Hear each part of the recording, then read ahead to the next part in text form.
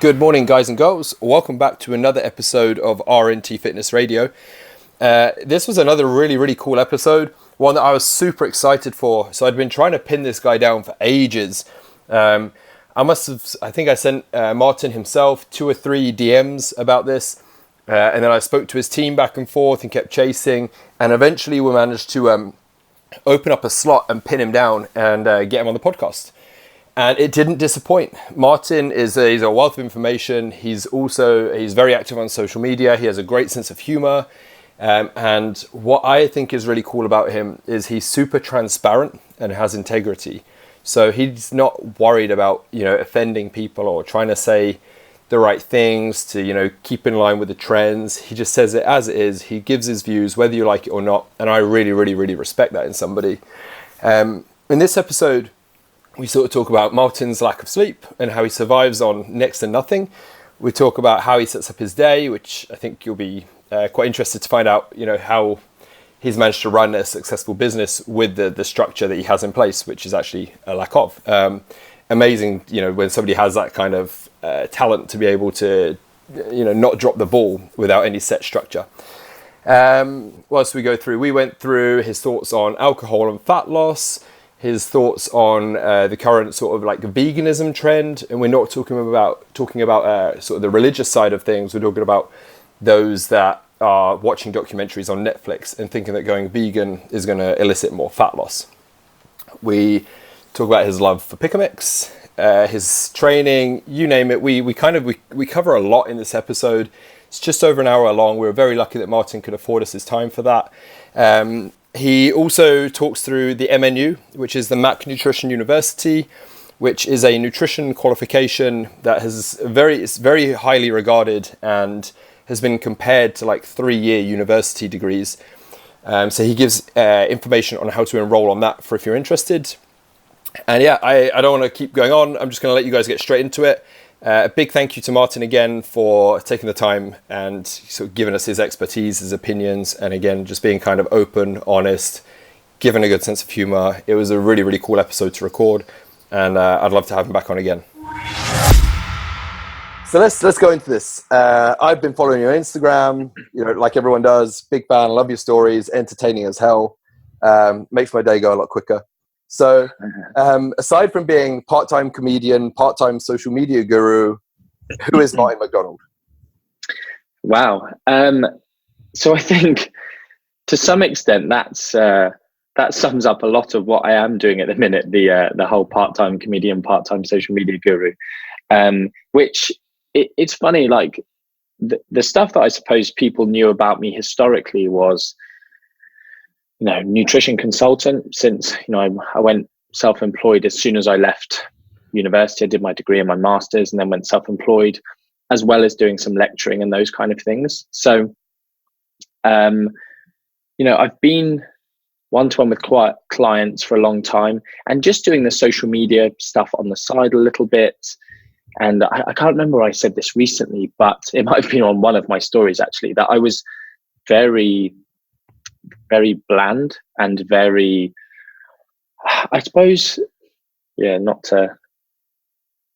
just basically too straight-laced. Mm-hmm. And because I wanted to be respected. And a big thing for me is respect. And in terms of, I think I have good opinions on various things in terms of, even not as a business expert or not on any of those things, but I think I have good insights. I value my intelligence, I suppose, and my insights, my ability to think critically. So even on something maybe I don't know, if someone explains the situation to me. So anyway, all of that was a big thing, but I felt I had to be really prim and proper, which isn't me. Like when people meet me in real life, or even when they see me present in real life, when people in front of me, I like to make jokes. I like the kind of humor side of things. So now that, our education,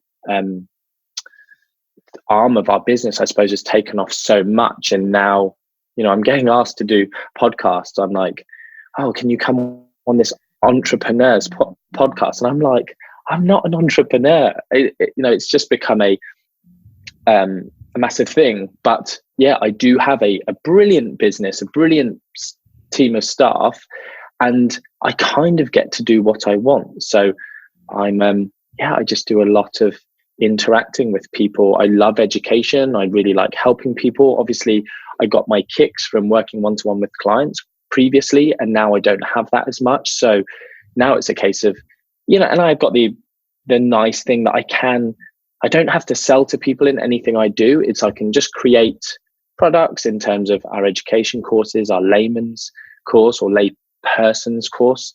Again, that's one thing being on social media. I have to start being really politically correct occasionally.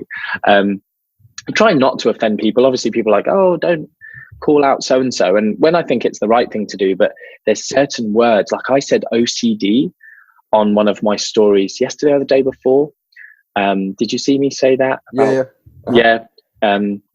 Orly, she's just always been, that's my eldest daughter, 3.5. Whatever she does, everything has to be perfect. She'll literally walk up to, if we're at a pub, she'll like walk up to the beer mat and just like square it off on the table, and just like always. And I just said, oh, Orly's being OCD. And someone messaged me, please refrain from the casual use of the phrase OCD. And I was like, I don't want to offend people unnecessarily. I was like, okay, I'll take that on board. And that was it. I just left it. I even, keytard, that's another one that I've been using, keytard.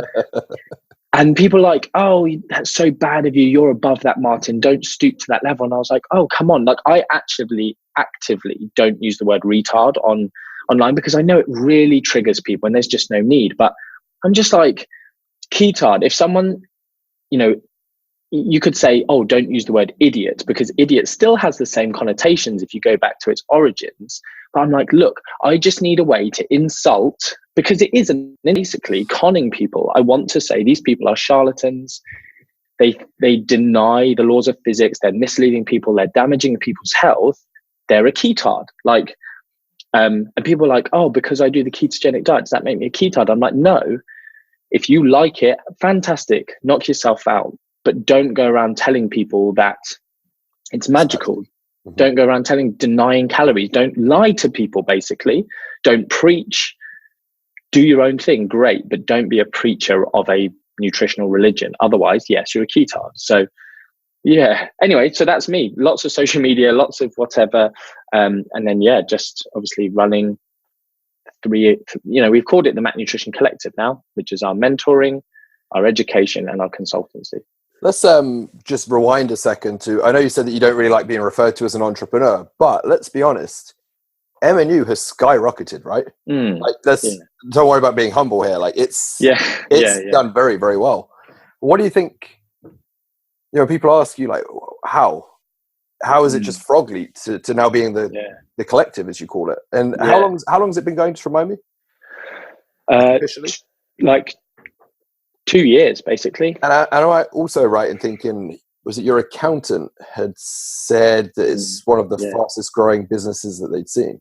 It was. You're exactly right. Yeah. So that's no small feat. What do you think's contributed to it?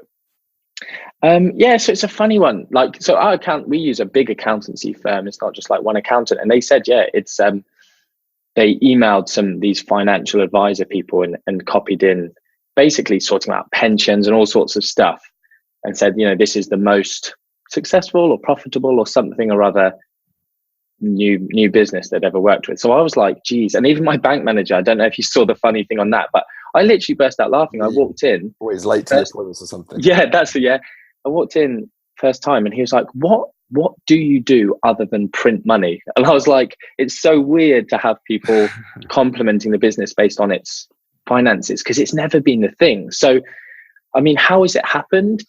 I feel so unbelievably, I suppose, privileged and humbled, but privileged that I feel like I lucked out, right? Like I have spent 10 years building a reputation. I've spent 10 years, I suppose, being someone who's seen for integrity, and which doesn't always pay. I mean, most of the time it doesn't pay.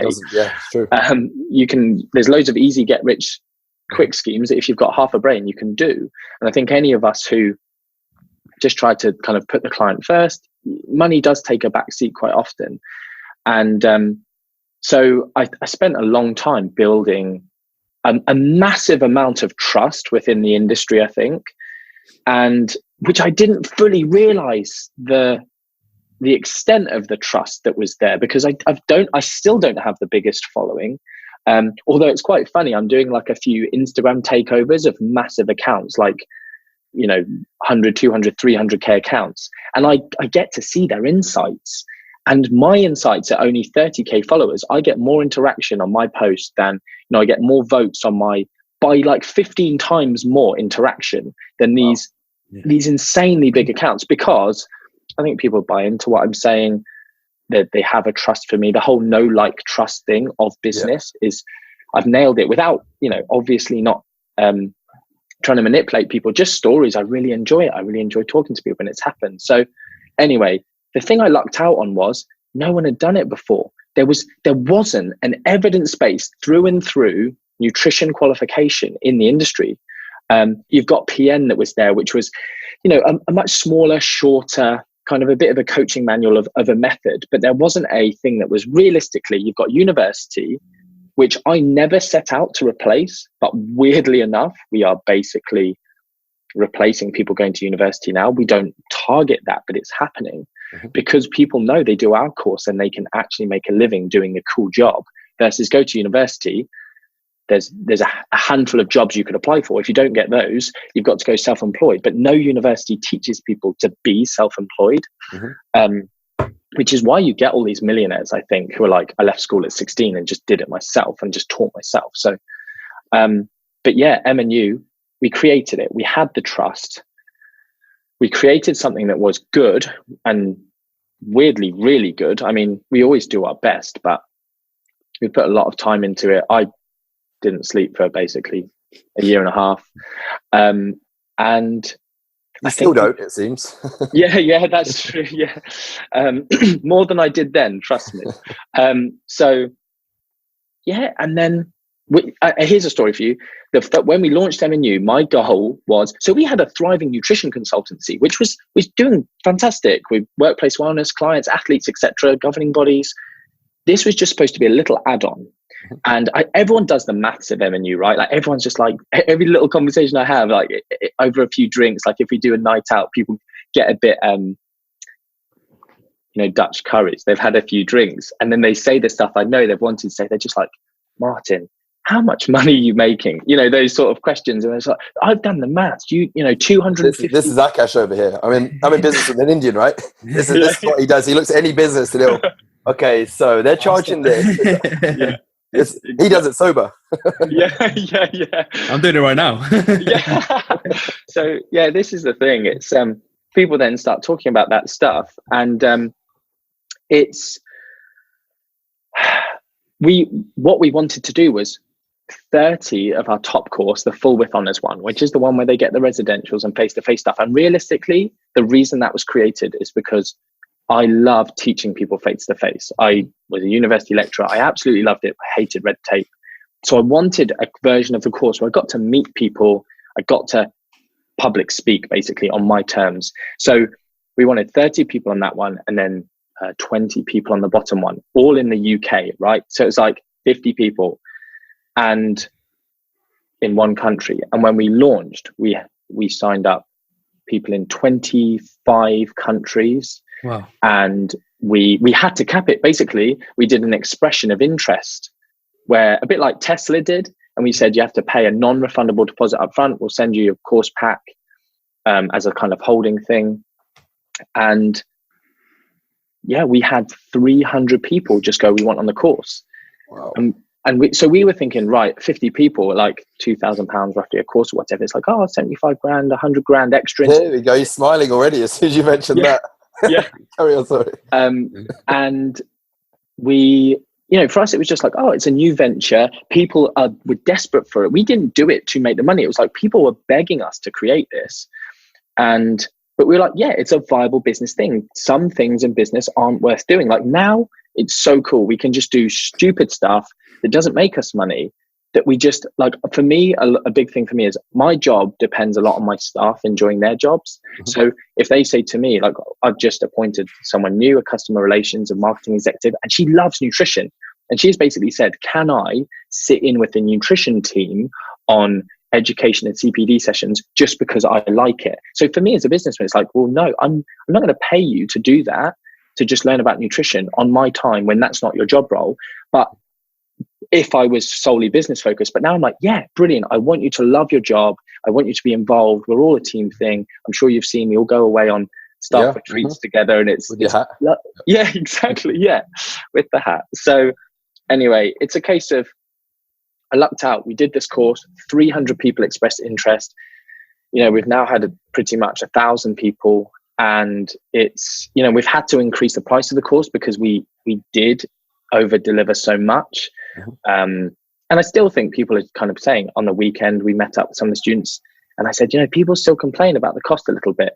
And he was there, he's one of our graduates, saying, I'm glad that people do complain about the cost, because for me, it's massively underpriced. So they're wrong. But he, as a businessman himself, has a personal training studio. He's like, people complain about cost, and I don't like it, because I think it's good value for money. And I was like, yeah, I think there's always going to be that thing of some people maybe don't see the value in it, or just, you compare our course to other courses and there are cheaper options, but compared to, say, a £27,000 degree, you can see the testimonials on the website. I learned more on my 1 year with M&U than my 3 years dietetics, government registered qualification, and I'm able to make a career, which I wasn't with my degree. So, do the maths. It's a tenth of the cost for, some real quality. So anyway, that's what it did. It just boomed. People wanted it. People also, it's the evidence-based thing. People are sick of just people selling them crap. All these gurus selling fancy testing protocols or methodologies, and come on our course and you'll become a certified detox specialist and gut health practitioner, architect. People go on the courses, spend $1,000 for a 3-day course and never use it again. Yeah. So yeah, I think the industry was just crying out for it. And I'm just so glad that I had the team around me to do it. I think that's another big thing. We've had to close our consultancy for 2 years because M&U, we're now in 47 countries. I think every continent except Alaska or whatever the one is, Antarctica or whatever. It's unbelievable. It's so cool, but I still can't fully get my head around it. Before we move on, Akash, obviously business is Akash's big passion. Have you got any side questions you want to throw in right now, Akash? No, I was going to ask, how did you get your reach all across the world when you thought you only had it in the UK? Because you said you're only expecting in the UK, and suddenly you're getting 42 countries or whatever. Where did that come from? I think it's like, I suppose I just didn't realize that people in America, because I get asked to speak in the UK, but if you look at any nutrition conference, right, it's all the American guys, Canadians, Americans get asked to come to the UK to speak, or come to Europe to speak. I've never once been asked to go speak in America until recently. Now people ask me in other countries, but I suppose it's just as my reach has increased. But so I just didn't think people respect me enough to hand over a large amount of money in the first year for a course. But it was just that trust of, we know you're going to deliver quality. And it's social media. Here's another kind of funny fact, I suppose. I kind of speak to people who go to business mastermind things, I suppose, and lots of talks about Facebook ads and these kind of things. And it's never been, I find business so interesting. I love business. I've always been into business. I just don't think I'm any kind of expert. And I kind of feel like I just flying by the seat of my pants a little bit a lot of the time. And just trying to make good decisions with integrity. But advertising. We obviously filled up 250 places in 17 days, a full intake. We will do more than that in less time this time. And our advertising budget for this intake, so our biggest intake ever, you can do the maths, but let's say 250 people, £2,500 course, and we'll probably fill the entire intake in, I'm going to guess, we do guessing games in the office, by the way, just for fun. And I think I guessed that we would fill within 33 hours or something. Oh, wow. And it's crazy. And what's that? And so on zero ad spend, we've literally not spent a penny on advertising. Our total ad spend is like £900 in the 2 years. And I go to these business things and everyone's going, the Facebook algorithm. If you do 3,000 pounds of advertising a month, you hit the algorithm wave. I'm like, don't know what you're talking about, but cool, happy days. Like, I can never imagine dropping $3,000 in 30 days on an advert. But we don't have the capacity for it. I can't employ staff quick enough at the minute. But it's exciting, yeah. So it's just social media. I just literally podcasts like you guys are providing me with a platform just to tell people, hopefully not in a salesy way, but it's a really, really brilliant course. Podcasts are cool. So thank you very much. No problem.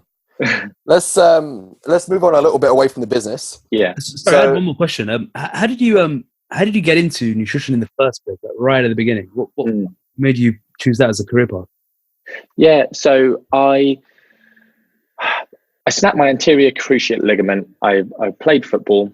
I ended up going into natural bodybuilding because I was just like a kid who liked the gym and had a six-pack and thought I could do this. I was absolutely terrible at it. And I really liked physiology. I really liked muscles. I really liked sport. And I thought I was going to be an S&C coach until one day I was basically choosing my master's pathway. And someone said to me, look, nutrition is quite dominated by females, at least in the sports nutrition world. So in the fitness industry, I was very much in the elite sport, Olympic games, not, bodybuilding, physique shows, fitness industry, this kind of stuff. So in that realm, there's lots of female dietitians and, but even sort of males, performance nutritionists, etc. And there's all this kind of, all these people don't seem to be very good at their job. That's what people were saying to me. They were like, basically, you go, so I didn't think that it was a job. I was like, it's a female dominated thing.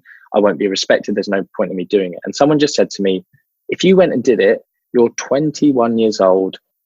Just think in a few years, you could be the best. You could be the best of the best because you've got so much passion about it. You've learned it through bodybuilding, which kind of was all a lot of bro science actually to begin with, but I had a passion for it. And when I heard you could be the best, my own kind of, I suppose, my values and beliefs and desires of, I like to be respected. I want to be the best at things. I've always tried to be a high achiever. It just kind of switched me. And I was like, yeah, I'm just going to use my passion and be the best and try and make a career somehow out of it. So that was it. Started my master's. And from then on, it just snowballed massively. I think because of just, as well as I do, as soon as people see someone in shape, so I had abs, I dieted for bodybuilding shows. People are like, oh, you must know what you're talking about.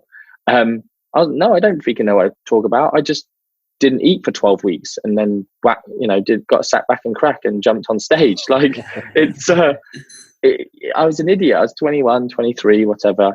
But yeah, that's kind of how it kicked off. I have had this obsession with muscles, exercise, physiology. I've got I like to know how things work in the body, and just nutrition was I've never been like a hippie person in terms of like, I went through a little bit of a hippie stage, like a paleo hippie, making your own bone broth or whatever, but it was only a short period of time. So it's never been about, do you know what I mean by the kind of hippie nutrition? I know what you mean. Yeah. I went through the same phase. Yeah. Okay. Yeah. So he still thinks that drinking milk hurts his knees. Yeah. I think I've got a few of those as well. Milk chocolate. But yeah, that's how it started. So yeah. Perfect. Cool. So one of the things that you touched on there that was big is integrity. That you have the passion, you like to think you got the knowledge and everything, you're very confident in that, but you also have integrity, which in this industry, let's be honest, it's lacking somewhat. One of the biggest people that kind of acts with, you've nicknamed the GIMP. What makes a GIMP? Yeah, good question. So, what's the criteria for being labeled a GIMP? Yeah, I think, but people do get like upset sometimes because they think, and I try and say this as often as I can, and I'm sure you've seen me say it in my stories, but I'm saying if someone doesn't know something, it doesn't automatically make them a GIMP. Even if they put out the wrong information, like we are M&U students, we say to them, you're not infallible. Just because you're an M&U certified nutritionist, just because you try and be evidence-based, just because you want to do right by people doesn't make you infallible. And actually what you need to do is get to a place in your own confidence and pride that you are not too prideful to admit when you're wrong, to question yourself, to question your knowledge, all of these different kind of things. And when presented with alternative data or information, to at least listen to it and see maybe you are wrong, but also to go, I'm doing this with the best intentions. And if I put something out that's wrong, I'll learn from it. I will celebrate that, because that's the worst thing about our industry is I know for a fact I've called out numerous big names, bigger than me, previously bigger than me. And they delete comments, they block me, they do whatever. And then you see over the period of the next 1 to 6 years, like I've spoken at They start backtracking. They start backtracking. You just see their posts slightly changing. I never get any praise, which does annoy me. I know it's selfish of me to want them to, because it's, the reason I call them out is not for praise. It's for, I don't like people being misled. And I was misled so much as a young bodybuilder, as a young person into the industry. I dislike that. And now that I've got a voice and a power to change that, I'm using it. But at the same time, I'm still human. I still have my own ego, which I'm perfectly happy to admit. I think people who are like, oh, I've got no ego. It's just, you're either a loser or you are a liar. Everyone's got an ego to a point. And I don't try and I don't think I'm better than anyone. I just like praise, the same as everyone. Like, we're humans, we love praise, affirmation from others. So I would love it if these gurus who sit and watch me speak at expos and literally change their tune within the next 12 months. And I know they've listened to me and I hear them using my own phrases that's completely different from an article they wrote the year before, but there's never any mention of me. And so that annoys me, but I'm also like, okay, it's cool that they're doing that. But then I see them changing back or still holding on to these other things, or their following coming to me and going, so-and-so, he's just said that calories matter. But a year ago, he was saying that people don't overeat and, it's all about hormones and the wrong times and the wrong types of food. And I'm like, yeah, I really wish you'd do a post and go, I was a GIMP and now I've updated my knowledge. And so for me, that's the thing of GIMPs are the people who never admit they're wrong, who argue in the face of, absolutely massive data. Like, we all know I call this one guy the GIMP. Yep. So there are many GIMPs, but he's the GIMP because I've called him out year upon year upon year. And he still presents the same crap information. It's funny, he's actually tweaked it slightly. And like basically the biggest one is this whole thing of like, if your hamstrings are inflexible, it will hinder your fat loss. Really? And, I think he's presented that in the last. Adam, is this the person that you were telling me about earlier?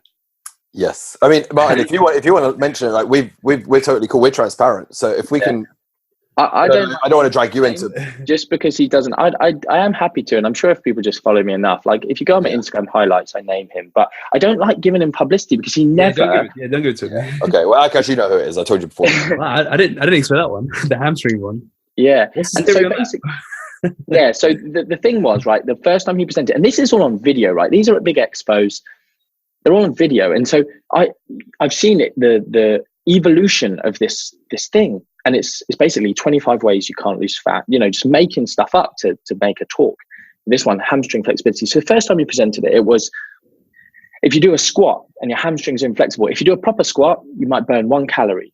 And if you're inflexible, you might not go as far and you only burn half a calorie. That is practically verbatim what he presented. So that was the first conference. So anyway, I took to social media, was like, what the hell is this? This person's supposed to be an expert speaker. What a joke, as if no one called him out. Anyway, presents it again. And you just see it, then it changes slightly. So I think on the 4th, 5th or 6th time he's presented it, he's now changed it to, if you're inflexible, you might not feel, the one before that was, and it's funny because I'm not an exercise specialist at all anymore. And he presented this one and I put it out and he basically said, if you're inflexible, it might change your gait when you walk, right? So if it changes your gait, you might not be as efficient or burn calories as well. And this person said to me, he's like a decent exercise specialist type guy. And he was like, I've never known anyone who was inflexible enough that it actually changed their stride length. It's not a full range of movement or anything. And he said, even if it did affect that, they'd probably become more inefficient, which burns more calories. More calories, precisely. So anyway, he changed it to that. And then the most recent one was, if you're inflexible, you maybe don't feel good in your own body and you don't want to go out and do exercise, so it might hinder your fat loss. That's like the fourth, fifth, or sixth connotation of this ridiculous thing. It's just like, delete the slide. So he said, yeah, I probably misused the word flexibility. It probably should be, I can't remember the new word he used for it, which was a better word.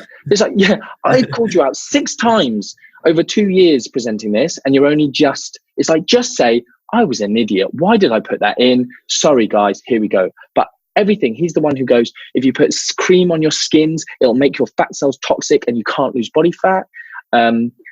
He says, if you're stressed and you've got high cortisol, you won't lose body fat. And one of the ways this is if you face your desk towards your boss at work, when you see your boss, it will raise your cortisol and stop you losing fat. And therefore you should check. No, and that was a webinar, which one of my interns was watching. Because again, I don't, like, people go, oh, you're so sad. Why do you pay attention? I don't. I'm blocked on those social media. But my inbox, every time one of these moronic statements is made, just gets flooded. Look what the GIMP said. Look at this. Go look at that. Blah, blah, Sorry, blah. you said that if your desk faces your boss, you can't lose fat. It will hinder your fat loss because of the hormones. Okay. Yeah.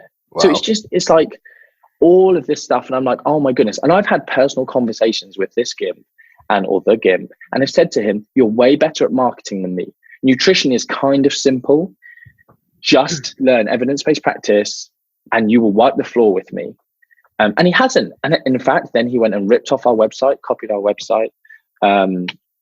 It's unbelievable. But these people, like you've said, there's such a lack of integrity. These people at the top, they're getting asked to speak at big expos, and they don't care. But they do use the premise of, I'm just trying to help people. And everyone's like, oh, don't be mean, Martin. He's just trying to help people. You've just got differing views. And I'm like, oh my goodness, it's not a differing view. It's science and the GIMP. Like, it's not just like, oh, I like intermittent fasting. Oh, well, I like lower carbs. It's like, those are both fine. They're both methods. But when someone's just making crap up for the sake of money and fame and whatever, that is a lack of integrity. Yeah. Exactly. No. With you on that. The other thing I just want to say on that, and on integrity, is people do give out to me about calling people out, but yet in DMs, in private messages, in DMs, in personal conversations, everyone complains to me about Herbalife, Joe Wicks, the GIMP, all these other people. They just don't put it on their social media. And one of the definitions of integrity is being the same behind closed doors as you are in public. And so that's what I am. Like, what I will say behind closed doors is the same as I will say in public. And all these people are just like, oh, and a lot of people do it because they know I would have a bigger following if I was more positive. But maybe it would be a less loyal following. I don't know. Less quality because you're not being as real, right? Exactly. So yeah, I just think I'm going to continue to do it because it's the right thing to do. 100%. Yeah. I mean, I don't really sit and watch many people's Instagram stories, but as soon as I see you've updated yours, I'm drawn to it. Like, because it's good information. As you say, it's integrity and it's truthful, and there is the humor element, right? Which just you've kind of you've nailed that kind of mix of the three. Speaking of sort of fallacy, I don't know if maybe fallacy is the wrong word, but like vegan diets and stuff. Fallacy is the wrong word, but okay, give me your thoughts on people thinking big increase in popularity. Yeah, I don't know. More specifically, fat loss. People following the vegan diet because they think it's going to improve fat loss. Give us the lowdown on that. I mean, ethically, if you want to go vegan, go for it. But in terms of your views on health, if there's such things as optimal health and fat loss. So yeah, I think it's with regards to fat loss, it's farcical to think that in any way, shape, or form it would be superior to anything else, because even something like the ketogenic diet, which people talk about, there is a tiny argument, maybe a mechanistic argument of some kind of creation of a wasteful metabolism, the kind of coined metabolic advantage of ketogenic diets, and somehow you might pee out in your urine extra calories. You're not fully oxidizing ketones, like all these different kind of things. There's an argument for them. Fair enough, they're wrong, but there's an argument. Vegan diets, there's no conceivable reason it would be more superior for fat loss in an energy equated scenario. In a non-energy equated scenario where you do a vegan diet where you have to limit loads of foods that you like, potentially like, and that contain calories and were a large part of your diet, people are going to lose weight, compared to a standard Western diet. But that's just, again, it's a ridiculous comparison to compare someone who also goes on the vegan diet. But why did you go on the vegan diet? Well, I started to care about my health. Oh, right. Interesting. Well, how about starting to care about your health? So I started going to the gym. Then I heard this like triathlete does vegan diet. So I started doing that. And then I cut out all of these junk foods and all this kind of stuff. And it's like, you've become a health seeking individual. That's all you've done. And then on the flip side, the health side of things, it's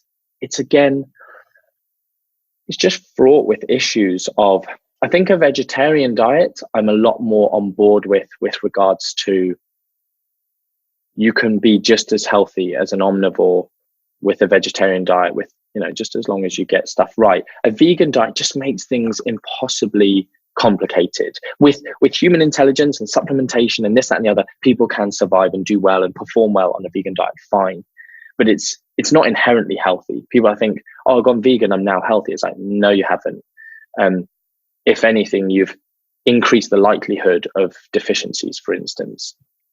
And yes, lots and lots of health markers improve when people lose weight. So this is the other thing which the studies, if you're not adept at reading scientific literature, you will miss, is that you can just eat, like, what's the worst demon food out there at the minute? Like high fructose corn syrup. You could just eat 500 calories of high fructose corn syrup a day and nothing else.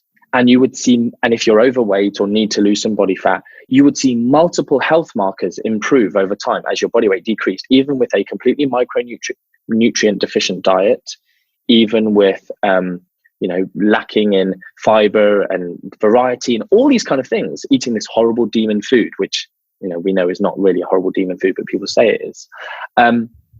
It's just something that people tend to overconsume, and they drink loads and loads of sugar-sweetened beverages. Mm-hmm. So you do the vegan diet, you've cut out lots of other things, and you lose weight, and health markers improve simply as a result of weight loss, of an energy deficit, that calorie restriction, the whole premise of like life extension program stuff, which is, again, fraught with issues, but whatever. So we get that. So vegan diets, you also have the other thing that vegans are massively health-seeking individuals. And one really interesting study I like to talk about is previous studies, or most studies you ever look at with vegetarians, vegans, and versus omnivores, is that they just take omnivores. So if you look at vegans and vegetarians, most of them are health seekers. They've done it for a nutritional, ethical reason, but they make extra choices with regards to their health. They care. So if you look at their other habits, they statistically significantly smoke less, exercise more, eat more vegetables, drink in moderation. And the meat eaters just basically display all the things of, I don't give a crap about my health.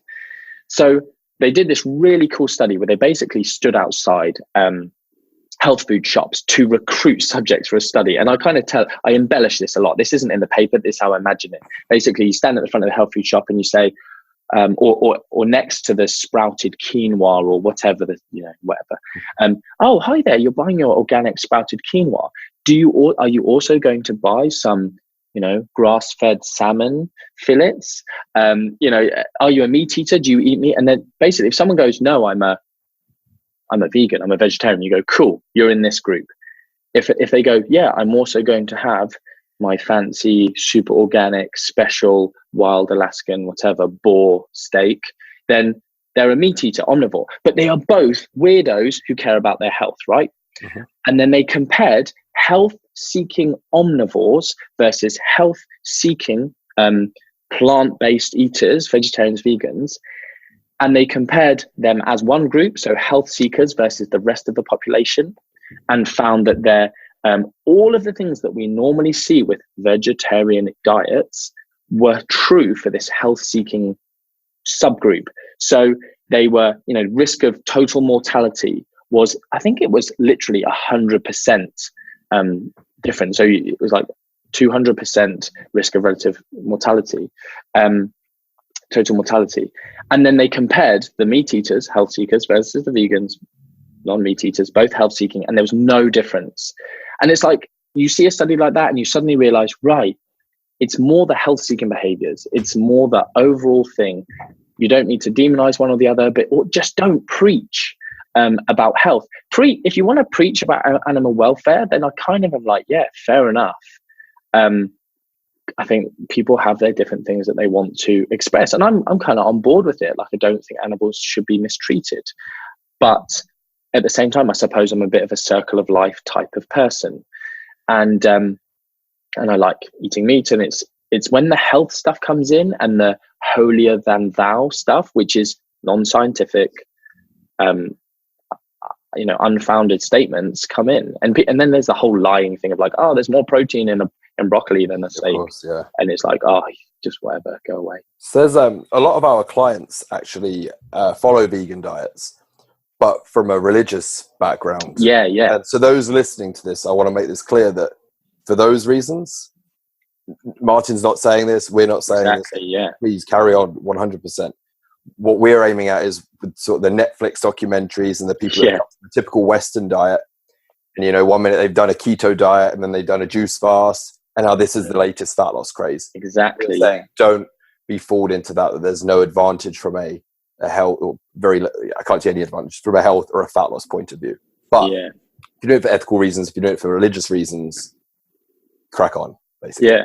I think that's the one thing that people need to, like, the terminology you've used there is really good. It's like, if it's religious, like, there's nutrition science. Like, I did a post recently about the different ways that people set up their nutrition practices. And it was like, there was all the ones I was taking the mickey out of, but then there was like evidence-based, religious-based nutrition, which is, if it's your religion and you do it, you're not telling people that you're definitely healthier. It's like, it's your religion that's dictating it. That's the premise for the decision. But when people they're not religious, as in they don't believe in a higher entity type scenario, it's not part of their religion, but they literally turn, like, keto is now a religion, right? It's like, it's got its own like cult following, and almost some of the head people of ketoism have pretty much become like these, religious leaders. And that's not, there's nutrition science. And then if you are, yes, I understand, I am a keto religious zealot, fine, that's who you are, but you can't have scientific discussions the same way that someone who's, doesn't eat, pork or beef or these different kind of things doesn't go, I'm going to science this out of you. They go, no, it's my religion. And it's like, cool. Those things are, it's a bit like Ramadan as well. I've worked with loads of people, and because I write about intermittent fasting a lot and I've got my ebook, when Ramadan comes around, everyone's like, oh, can you come on the radio and talk about intermittent fasting? And I'm like, I need to completely change what I'm talking about, because it's done under specific, I'm like, optimization. And it's like, oh, you can't optimize sunrise and nighttime and these kind of things. And like, the removal of water is not something I never recommend. But obviously for Ramadan, it's not just fasting food, it's fasting water as well. So anyway, it's really cool that you brought that up. Akash, you obviously you train a lot. For the vegetarian and vegan clients, what would you, if you had to give, say, 3 big tips for them, what would you say is important they consider in their diet?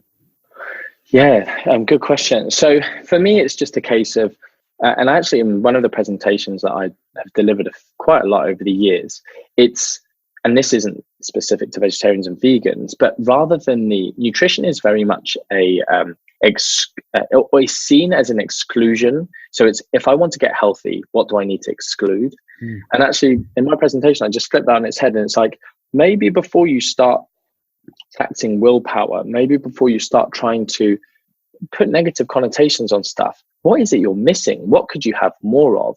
So we know there is undeniable evidence of the massive benefits of omega-3 fatty acids. So you can get these from vegan and vegetarian sources. Obviously, pescatarians can just go ahead with fish, but for vegans, and vegetarians, it's sourcing some vegan, vegetarian based EPA and DHA, which are the two really important omega-3 fatty acids, and those are your essential fatty acids, versus another omega-3, which is ALA, and the conversion of ALA into EPA and DHA, which is what we really want, is tiny. It's like 1%, 2%, up to maybe 5-10% in pregnant females. The body is absolutely amazing. It gets better at converting it because it knows how important it is for brain development of children, babies, fetuses. So yeah, for me, that's number one. It's like, okay, go and look at, so that's kind of two, I suppose. Go and look at what you're missing. Is it B12? Is it iron, which is unnecessary, but it's funny. Like, I've had athletes who are vegetarians, but they're not health seekers. And I sort of say to you, you know what, you're basically a junk food-tarian, because they don't eat meat, but they don't really eat vegetables either. And I'm like, how do you not eat vegetables as a vegetarian? You're named after them. Like, it's such a bizarre concept. They just eat donuts. And so yeah, if they're missing those things, it's like, okay, what are you missing from not having as much red meat? And again, this is where the zealots confuse people, because they start saying, there's more iron in spinach or cashew nuts than there is in steak.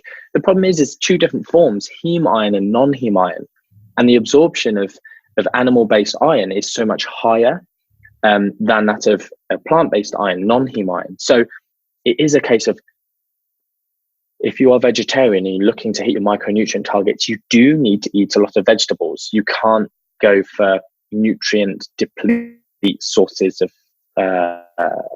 don't go for carbohydrates that are really just carbohydrates and nothing else. Certainly not dextrose, but maybe try and steer away from just like plain white rice. Actually go for stuff that's got a bit more, and then just hammer the vegetables. You've got to eat a lot of vegetables to make up for the absorption issues.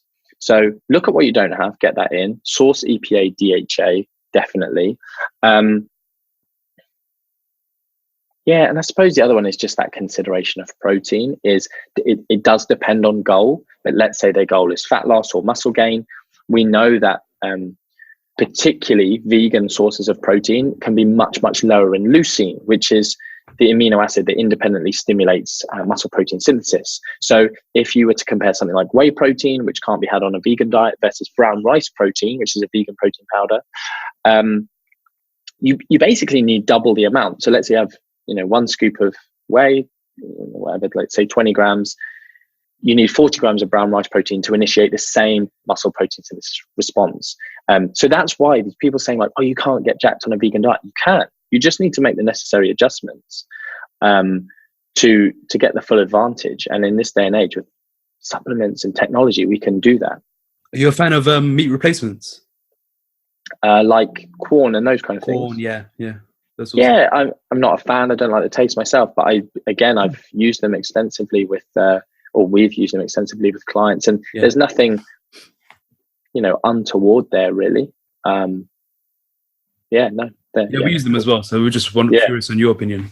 Yeah, no, they're great. We're not going to say they taste better than the real thing. Yeah, exactly. If it's one of those things of, I suppose it's convenience / it's almost like a supplement. I'm supplementing my protein intake in that way. Like even whey protein, we don't class it as a supplement. It's just a food, convenience food, sports food, performance food. Yeah. So that's kind of how these meat replacements view them as well. Mm-hmm. Alcohol. So you're quite open, and it's refreshing to see that, when you have your MNU residentials and stuff, you'll have some drinks afterwards. Yeah. Give us the real world. Give us the real world implications on alcohol and fat loss. Yeah. Somebody dieting right now, listening to this, going out of the weekend, what's your advice? Yeah. It's I find it amazing the level of myth that surround alcohol, and even how convinced people can become in in direct contrast to what they are observing themselves. So I had someone contact me. I've been told that if I drink alcohol, it will completely stop my fat loss. And I'm just wondering if that's true or not. It seems strange to me, as I've lost 27 pounds and I drink way too much. And so I was like, well, I don't understand what you're asking me here. You've just told me that you've lost 27 pounds of body fat whilst drinking more than you think is healthy. And now you're asking me if it stops body fat loss. It doesn't make any sense. So we know, like, it's just energy balance.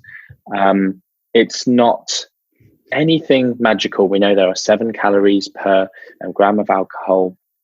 Obviously, when you drink different alcoholic drinks, they don't just have alcohol in them. Some of them have lots of sugar. And when I've worked in elite sport, and you kind of are a bit of a firefighter, like working with professional footballers, oh, you guys going out drinking? Like, no. It's like, I will see you on TV, like, after a night out. Don't lie to me. Okay, we are going out. And then it's pretty much going, okay, what are you going to drink? Like, you're almost firefighting it's performance nutrition of, okay, I don't want your body fats to, if someone's particularly struggling with their body fat and maybe they're prone to injury, or, they're recovering from a knee surgery or whatever. It's like, okay, what can we have that's, so you pretty much go clear spirits and diet mixer. And if someone's dieting and they want to drink, it's like, cool, clear spirit, diet mixer. You have to account for the calories, so you can train more. You can get rid of your deficit on that one day. You can, drop your carbs. People say, oh, should I drop carbs or should I drop fat? Doesn't friggin' matter. Just drop some calories from anywhere. Probably don't drop protein. And then the other thing is the reduction. It's the disinhibition of what you would normally do. So does your night out end with, like my night ended after the Bodycon residential, slightly ironic, in a chicken and chips place? So if it is removed your inhibitions and you therefore lose control, or you overeat or whatever, go and have a big doner kebab, then that's obviously going to impact fat loss, but not outside of your general thing. The other thing is if you're drinking really frequently and you're over drinking and your training goes down. Mm-hmm. So you can't train, you don't train as well. All of these things, obviously that's going to impact things. But if you just want to drink a little bit, and it's going to make absolutely no difference. If you want to drink some red wine on an evening, absolutely fine. It's not going to give you probably not going to give you a horrible hangover and stop you training the next day. Performance won't be impacted. There is the small thing of, if you drink loads and regularly, maybe there is this increase in aromatization of testosterone to estrogen. And so drinking a lot often might not give you if you're trying to step on stage as the best bodybuilder or physique competitor you ever want to, maybe it's not ideal to do that, especially not naturally anyway. There are, you kind of see these assisted bodybuilders just with all sorts of terrible practices, just absolutely jacked, absolutely ripped, whilst drinking too much and still eating 4,000 calories a day. That's what happens when you play outside of normal human physiology. But for everyone else, if you want optimal, if you're that way inclined, for me, optimal, again, there's optimal physiologically, but there's optimal sustainability, health, liking your life, enjoying the process, rather than just hammering yourself into the ground by not being sociable or having any drinks or those kind of things. Do you think it affects fat loss in subsequent days? Do you think it slows fat loss down? Physiologically, there's no reason it should. If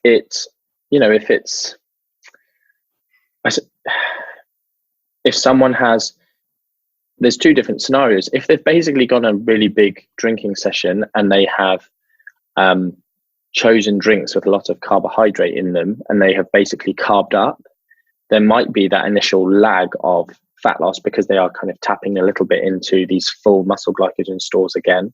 But it should have no impact in the context of energy balance, basically. Yeah.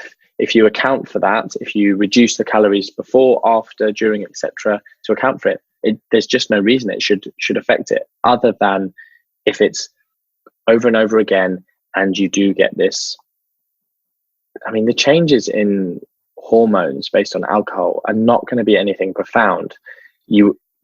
If you could do the perfect study of loads of alcohol, no alcohol, 12 weeks, 2 groups of twins, etc., you might see a tiny difference. But in the grand scheme of things, you'll just notice nothing, especially in the context of one night out drinking a week, as long as you account for those extra calories. Mm-hmm. So going back to diet, I think you and I are quite similar in that you're not adverse to doing sort of short, sharp, aggressive diets, whereas everybody has this phobia of, you're going to lose muscle tissue. You actually did it prior to the trip away with your colleagues, right? Yeah, twice actually, yeah. So I actually did my last bodybuilding competition. I did a 5-week prep, 35 days. Wow. And won. And just before Akash and I head out to the US, I did another 4-week diet. I took my calories down so I was eating around 3.5, 4. I cut it straight down to 2. And then eventually I actually did between 900 and 1200 per day.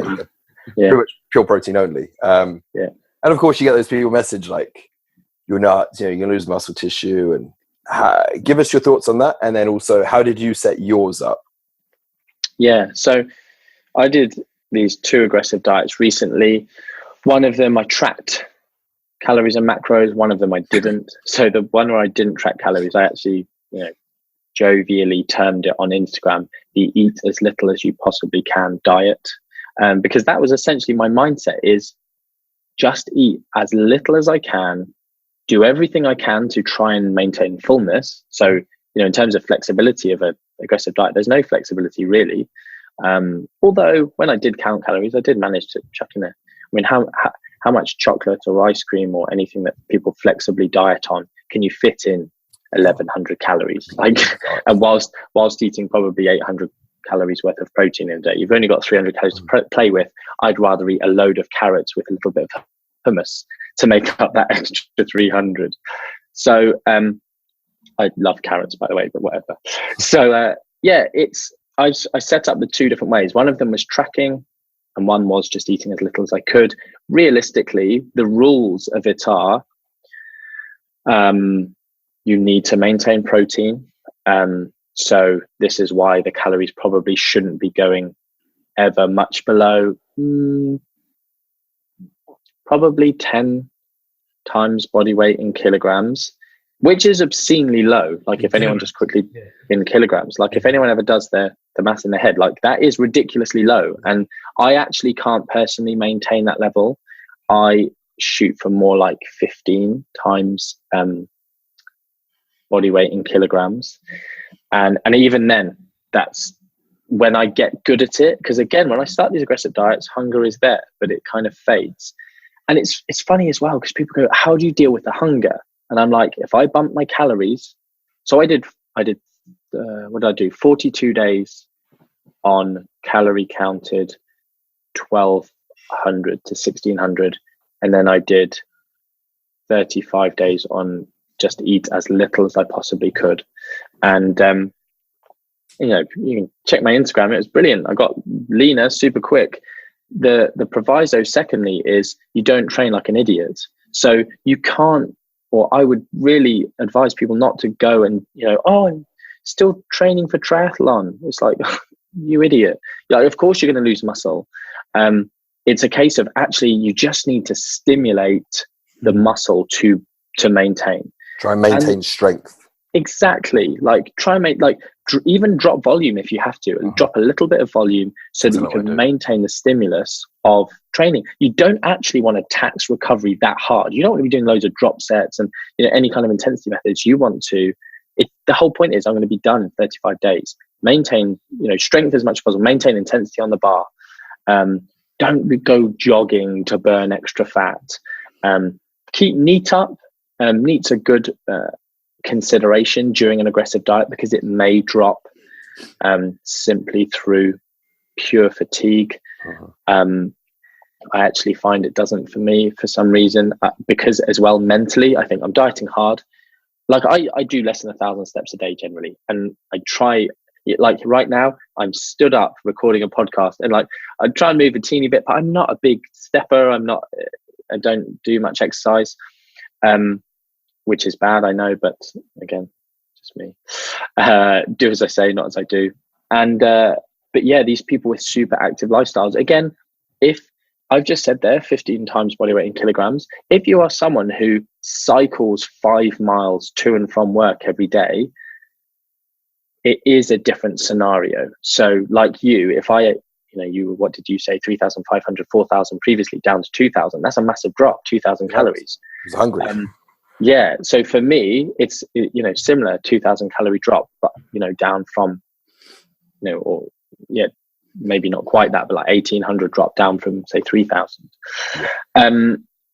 So yeah, in that scenario there's also the consideration if you've got loads of body fat, you can aggressively diet harder and longer. When you get really lean, and I think this is where they're like, oh, you're saying that muscle mass loss never happens. So I'm not saying that. I'm saying that people with plenty of body fat, it's really freaking hard to lose muscle if you're not an idiot about it. But once you get really lean, and it's basically, to go a bit sciencey, the rate of presentation of fatty acids into the bloodstream that then we can take up and cross into the mitochondria and burn as energy lowers as you get leaner. So if you are demanding energy off your fat cells, and that is the rate limiting step of getting that fat up, you will take energy from elsewhere, which is lean body mass. But again, that's not necessarily muscle mass. So lean body mass is like taking muscle glycogen out. You've got 2,000 calories to just dip into there, give or take. So again, within my 35 to 42 days, whichever, I did 1 or 2 kind of aggressive carb ups. I spoke about this a bit of body power this year or last year, whenever it was this year. Again, it just creates this, I suppose, buffer for muscle mass loss. Is if I push the boat too hard, I'll deplete muscle glycogen instead of potentially increasing sort of proteolysis or protein breakdown, etc. So the other consideration for people is the idea, oh, you're going to damage your metabolism. It doesn't happen. It's not a thing. Muscle metabolic damage is not really a thing. Metabolic adaptation, or the literature, adaptive thermogenesis, is. But those things both happen with any kind of diet. As you lose weight, your metabolism slows down for direct reasons, being you weigh less, and indirect reasons, i.e. you might move around less subconsciously, etc.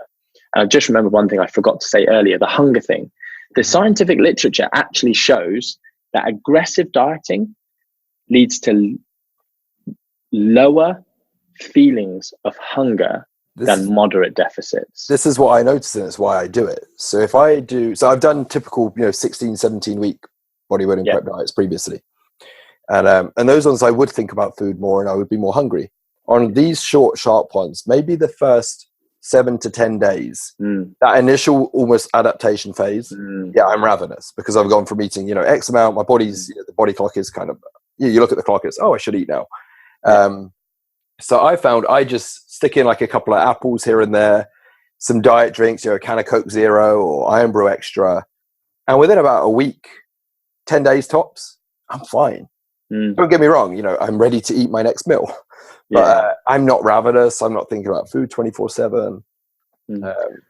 On my eat as little as you can diet, a couple of days within the sort of 7 or so weeks, I just was like, oh, I'm just going to count up what I ate. I was still like measuring portions and whatever, or even eating packaged goods like a protein bar. So I just counted up like, what did I have that day? And I was like 900 calories, and I wasn't hungry.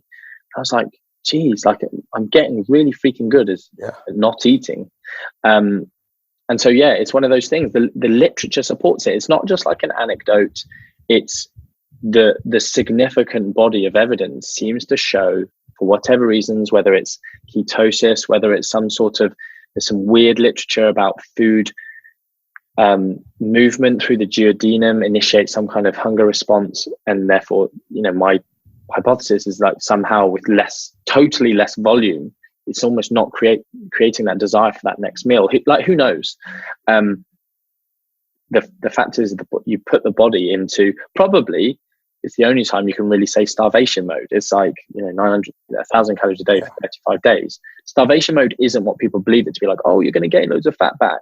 But actually muscle protein breakdown goes down with prolonged fasting or, prolonged calorie deficit. So in a way, it's almost a muscle retention strategy. But yeah, dieting really aggressively when you get really super lean, muscle mass loss does become a small issue. But again, you can regain lost muscle mass really freaking easy. Like the whole muscle memory thing, even though our understanding is slightly lacking in that area, you get there in half the time as your counterpart who's dieting half as hard, and you can go back to maintenance calories and start training well again, and actually liking life. So yeah, it's something I don't push it on anyone, but I'm just like, you at least consider it. No, I'm the same. My clients and stuff, I never asked them to do it. It's just I document it myself, and then I've had one or two that said, "Can we try that approach?" So talk us through like an average day in the life of you. How does it work? Let's be honest, you don't get a lot of sleep. I don't know how you do it, but just talk us through, like, from morning through to evening. That's how. Kind of monster. Talk us through an average day. Okay. I think this is one thing. I was actually joking with a friend recently, like they're really, so I often have to just say to people, what day is it? And people just laugh. And for me, it's just like, there's no real typical day. My life's kind of a holiday all the time. And that's what they say, is like, the only time people forget what day it is when they're on holiday. And I'm like, yeah, I kind of live in a holiday, but it's, every day is just, and that's, I suppose that's not to say it's easy, but it's just like, I have no set routine. It's really difficult for me to tell you a typical day. It's so weird. Like, people say, can I come and shadow you? Can I do work experience with you? They've been asking me that for years. And I did like a time lapse, so you might have seen it. And it's just like me sat at my computer sending emails. And then, I'll do loads of emails in a day. And then another day, and then I'll do some stories on my Instagram throughout the day. And I will, wake up time. It's anything from, sometimes I'll be really like, I want to get something done. So I'll be up at 7, 8 o'clock. Most of the time I'm up between like 8 and, even in terms of all these people, like, I wake up at 6:30, get ready, then I've got to commute to work. And they see me going to bed at like 3, 4, 5, 6 a.m. But they don't realize that I'm sleeping in until 8, 9, 10 o'clock. So I'm still getting, I think at the minute, I'm really, this sounds weird, but trying to get more sleep, just to, trying to create a habit out of it. And I'm probably getting, like, on average, maybe say 5, 5.5, but regularly 6.5 hours sleep. And most people, they go to bed at midnight, they wake up at 6:30. It's not that much less, but the problem is I cope really well without sleep, even without caffeine. It's not like I live on loads and loads of coffees, and I don't even like the taste of coffee, actually. But I just, for whatever reason, my children are the same. I was worried my children were not going to develop mentally, because they just didn't sleep. Like, children are supposed to be sleeping like 12, 13, 14, 16 hours a day. And my children were sleeping for like 4. And it was horrific as a parent. But anyway, I don't know why it is. I kind of make up this joke that I've got this disorder of like FOMO disorder, like fear of missing out disorder. Is if I just lie down and I'm not exhausted, my brain's just going, and I'm just like, oh, what if I'm missing out? I'm always the last person at any party. It's just, once I'm awake, I can stay awake forever. Once I'm asleep, I quite like sleeping. But with some of the things that happen with MNU, I think the most ridiculous one was like between Thursday and Monday, I had 11 hours sleep, and I was, presenting it. And in fact, Body Power was one of them this year. Between Thursday and then the Monday morning at 2 a.m. I slept for like 11 hours total. And that wasn't just, that was going out and then getting up and presenting and this, that, and the other. And as long as I just go home and sleep for 10, 12 hours after a ridiculous stint, I'm fine. And that's how really MNU and lots of stuff has happened, is I put in the hours when I've needed to. But I don't recommend it to people. But I do also try and provide a bit of balance. People going to their clients, oh, if you don't sleep more, you won't lose fat. And it's like, just remember, sleep isn't a principle of fat loss. it's really good. Encourage it for people's health. Probably it's good for maintenance of muscle mass.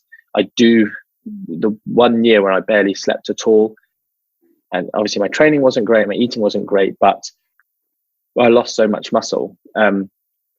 And we know that if people are in a deficit whilst on inadequate sleep, there's some kind of nutrient partitioning effect where the calories lost from the body, the flux of energy in and out of the body, the more of it is coming from muscle than it is from fat. So it's worth bearing that in mind.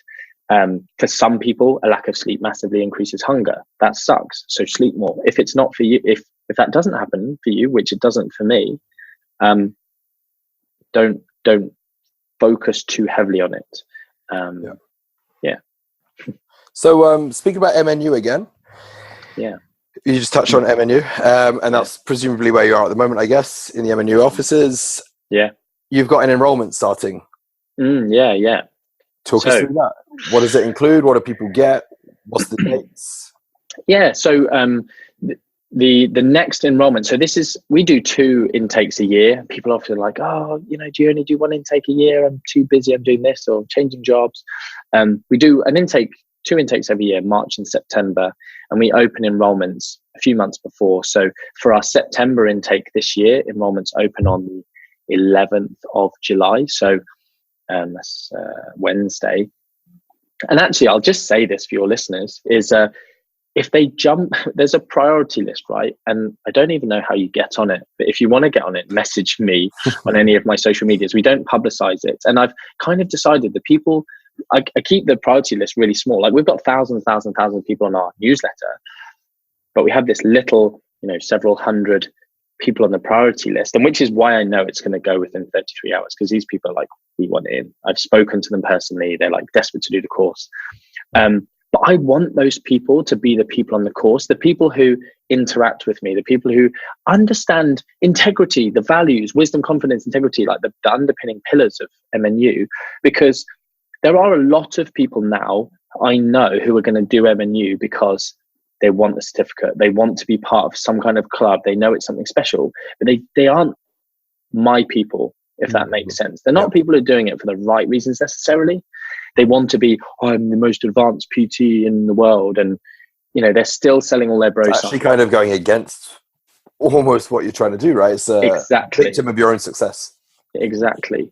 So, and it's quite funny, just to let you know, we've kicked a few people off the course and refunded them all their money because I just said, I don't want you ever representing the evidence-based team science because you are not on board. I can see it from all your posts. I can see it from even, quietly, we've said to people, even if you graduate and you suddenly become some kind of snake oil salesman, we will strip you of your title. Like and people get a bit worried and say, we're not going to do it like horribly. We will contact you and say, look, saying that stuff, like selling this DNA testing and making people's macros exactly, basically acting outside your scope of practice, or like if you're going to start doing all this weird and wacky stuff, we will contact you and say, look, that's not evidence-based. Have a discussion with them. If they're willing to change their mind, oh, I didn't realize that, then it's fine. But if someone's like gone off and they're, oh, I don't care, actually take it away, I'm making loads of money and that's what I'm about, fine. But they're not going to represent us. So anyway, MNU priority list, they can get on that from the 9th. They'll get, basically it's 48 hours of priority enrollment. Yep. And if people aren't aware, it's a 12-month course. It's evidence-based.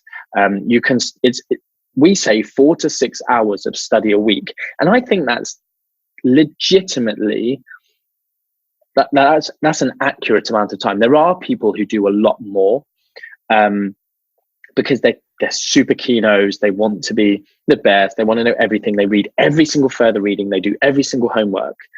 But 4 to 6 hours, you could get a lot, you could get a decent amount out of the course and pass it as a brilliant practitioner.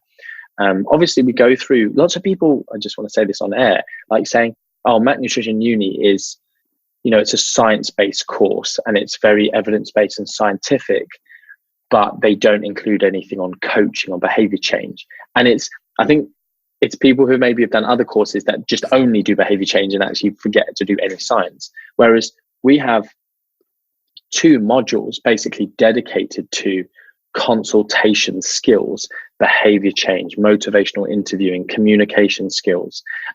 So, and this is why I'm so proud of it, is we leave no stone unturned in terms of, you start with fundamentals. We start with basically how to practice with integrity. What is evidence-based practice? What is health? You mentioned at the beginning about health, and I did think it at the time, but being this, like, it's something that's actually massively multifaceted. So if you said someone whose religion it is not, you said you must eat this food, which isn't in their religion, you'd actually impact their health negatively by forcing them to eat it from a social and psychological standpoint, or even spiritual. People talk about spiritual health. So I created the MNU mantra of health with these 6 different facets that, as an evidence-based practitioner, you have to worry about your client's financial health. You might be like, oh, you must eat this special food and it's really expensive. And actually, you're impacting their financial health more than the tiny, tiny benefits of whatever that food might be. So yeah, we go through all of that into, the biochemistry, the nutrition, the advanced nutrition programming, and then all the consultation skills. And then the thing, that I'm quite proud of is the fact that we have the clinical stuff in there. So many PTs, nutritionists, doctors don't have the knowledge of nutrition in some of these key areas like PCOS, diabetes, eating disorders. I think is the one that sets us apart massively. We've got basically I don't know if you could say world leader, but a consultant to the National Institute of Clinical Excellence guidelines on eating disorders. And we are setting people up because disordered eating and eating disorders are such a massive part of our industry. And if our practitioners at least know not how not to promote disordered eating, demonization of stuff and that kind of thing, it's an absolute win for us. And then the performance nutrition module at the end. So yeah, enrollments then. Get on the priority list if you're desperate to do it. Do you have a cap of how many people you take on, or is it? Oh yeah, so that's cool. So our top one, which is the face-to-face one, is capped at only 50 people every intake. Face-to-face being they come in to see you. Yes, and I'll just say that as well. For the face-to-face one, is actually only 4 times that they come and see us over the full 12 months. So we've had people flying from different countries, like absolute keynotes. It's amazing. But mostly those are kind of UK based individuals. And so it is the full course. They do the 100% full online course, which is the second option that I'll mention, but they also do these residentials, which gives them the full with honours qualification. And we kind of recommend people to do that if they're like a career changer. Like we've got lawyers, bankers, all sorts, accountants wanting to change, IT consultants wanting to change their career. And we say to them, look, if you're a PT, full online would be absolutely fine, because a PT has got face-to-face, client-facing work. They've got, presumably consultation skills, all this kind of stuff. Whereas for you, you should do the full with honours because you're going to get face-to-face time with us as your tutors. We've got a case studies residential, which for me is one of the best things we've ever produced. 2 days intensive client case studies, programming, even the mathematical equations you go through for doing different things. We go through it all with loads of support. So full with honours capped at 50 people. Then the full online version, I think, is capped at 200 or 250 this time. Not 100% sure. And we are trying to push that up and up and up, but we don't want to. We could easily, in my mind, I reckon this intake, probably there's about 600 people that want on it. Definitely, that if we said it. But the standard of because it's the other thing, people go, oh, it's an online course. Can't you just scale it, mate? Yeah. Can't you just do? It's like, no, you don't realize that we pretty much provide 24/7 tutor support for students in 47 different countries. And if they have a question, they post it on the student group thread. Every lecture has a student group thread with questions and discussions and client scenarios. And we support, we have internal operations that, standard operating procedure is if someone asks a question, they get an answer within 24 hours from an expert tutor. These are like registered dietitians, MDs, registered nutritionists, etc. And these are people's essentially personal tutors. So we can't scale it until I can employ loads more staff. Do you still do much of the coaching? or the lecture? Yeah. So again, that's like I'm in there. I do live check-ins with the students at the end of each module, so they can ask questions, get better understanding.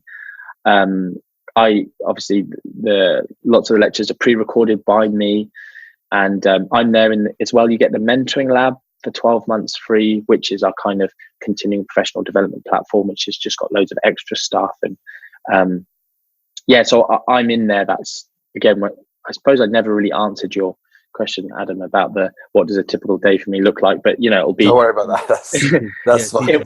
You've gone way over and above. It's perfect. Yeah, thank you. And in the Facebook group, answering these questions and giving any unique insights I can from client scenarios. But yeah, where do you see the MNU going in the next 3 to 5 years? I know you've only been going for 2 years, but do you have plans for it, or do you just kind of take it each day as it comes? Like right now, I've never been a planner, as you can imagine, someone who has no schedule. I'm not a business planner. I'm not that way inclined.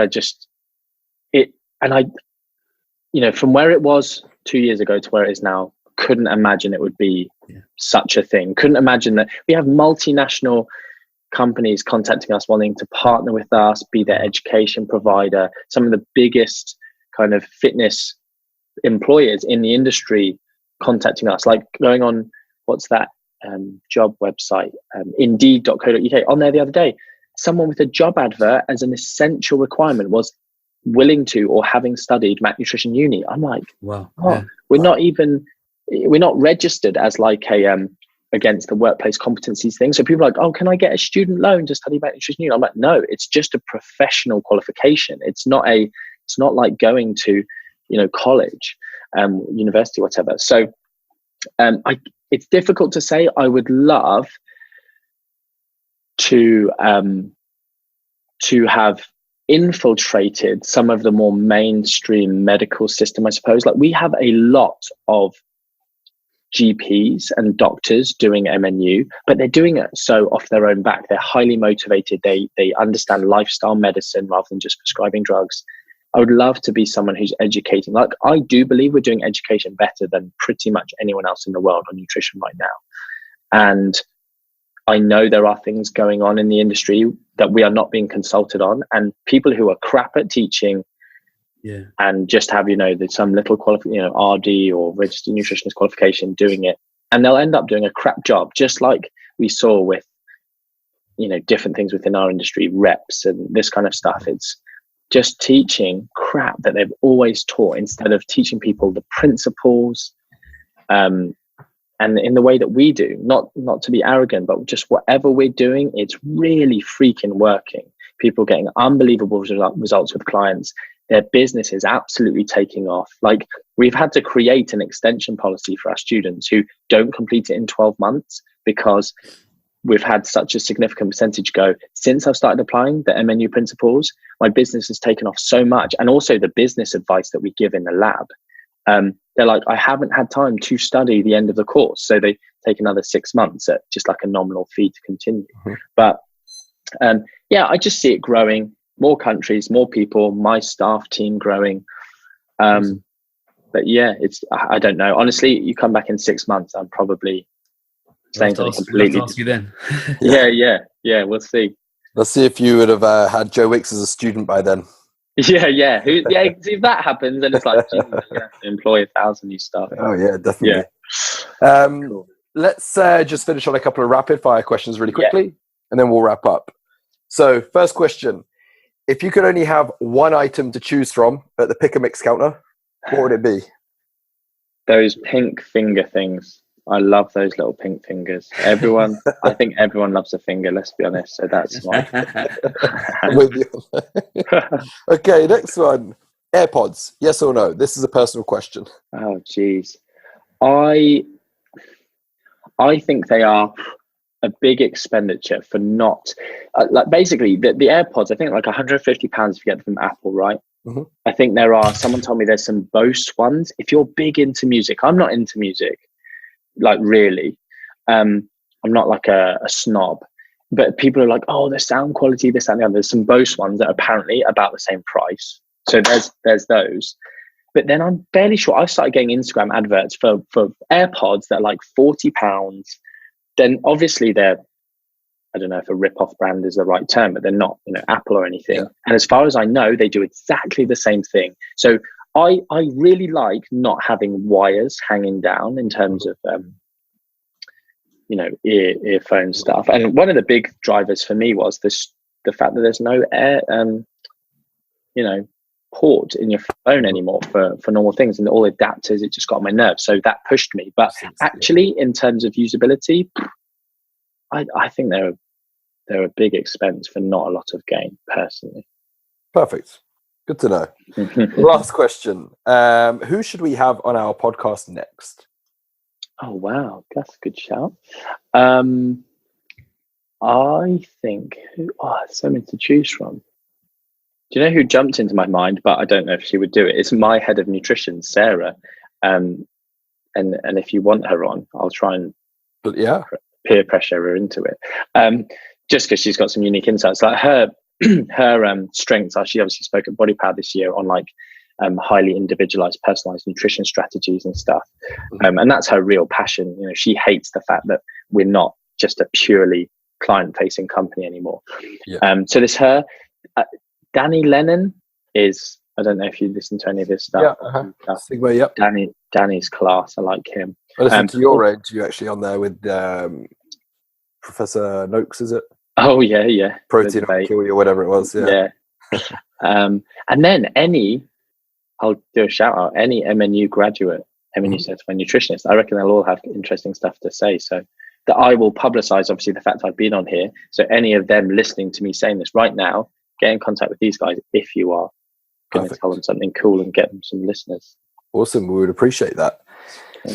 Let's wrap this up by saying, first off, thank you from both Akash and I, and thank you in advance for the listeners, for the information you've given for our listeners.